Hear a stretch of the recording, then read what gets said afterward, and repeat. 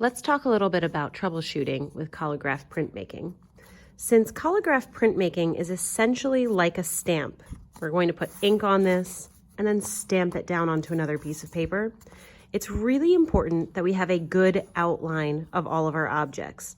If you don't stay on your lines, then your objects or your print won't end up looking at all like your picture. A lot of times what I notice people do when they cut out their objects is that they don't cut on the lines. And that's a problem because the only thing we're going to see with printmaking is the very outside of your object. So a helpful tip I like to tell students is to flip it over. If you can't tell what your object is when you flip it over, it means that you have some more cutting to do and you have some more work to do on cutting out your object. So before you glue anything down, always flip it over to the other side and see if it still looks like the object you had drawn. Another problem that I see a lot of the times is when people don't give objects enough shape. So if I drew these two jellyfish, I would only be able to cut out one of them.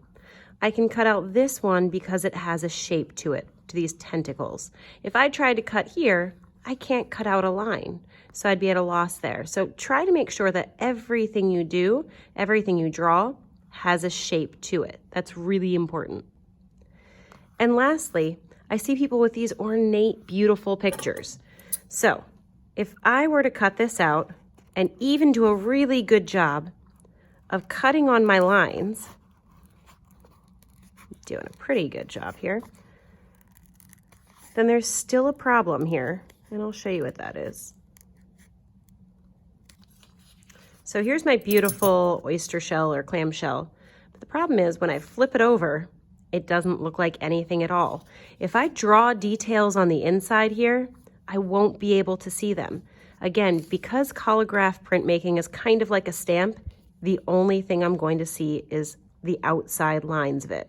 So try to make sure that whatever objects you're using look the same way from the back as they do from the front. If you follow those few steps for your Collagraph printmaking, you should end up with a pretty successful print.